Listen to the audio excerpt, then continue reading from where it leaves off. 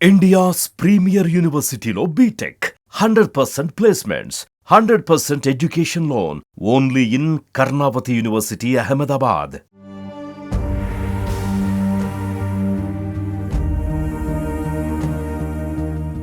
హైదరాబాద్లో బుధవారం ఉదయం నుంచి మొదలైన వర్షం రాత్రి 10 గంటల వరకు దంచికొట్టింది.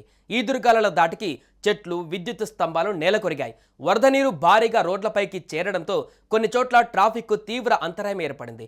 అయితే రానున్న 3 రోజుల పాటు వర్షాలు కురవనున్న నేపథ్యంలో అధికారులు హైదరాబాద్కు రెడ్ అలర్ట్ ప్రకటించారు.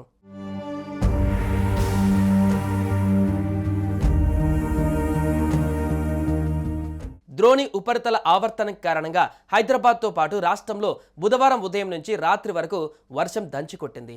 దిల్సుఖ్ నగర్, రామంతపూర్, అంబర్పేట్, నాంపల్లి, చార్మినార్, మలక్పేట్, బంజారాహిల్స్, అమీర్పేట్ వంటి అనేక ప్రాంతాలలో భారీ వర్షం కురుస్తోంది.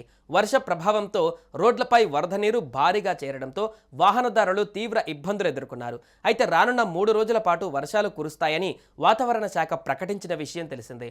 ఈ నేపథ్యంలోనే అధికారులు అలర్ట్ అయ్యారు. ఇందులో భాగంగానే హైదరాబాద్ సహా తెలంగాణలోని పలు జిల్లాలకు రెడ్ అలర్ట్ ప్రకటించారు. రానున్న 3 రోజులలో భారీ నుంచి అతి భారీ వర్షాలు కురిసే అవకాశం ఉందని హెచ్చరించారు.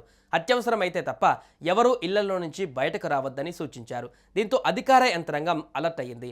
జీహెచ్ఎంసీ, ట్రాఫిక్, విద్యుత్, పోలీసులు పరస్పర సమన్వయంతో పనిచేయాలని ముఖ్యమంత్రి ఆదేశాలు జారీ చేశారు. అయితే బుధవారం కురిసిన వర్షంలో పిడుగుపాటుకు గురై రాష్ట్ర వ్యాప్తంగా 4 మృతి చెందారు.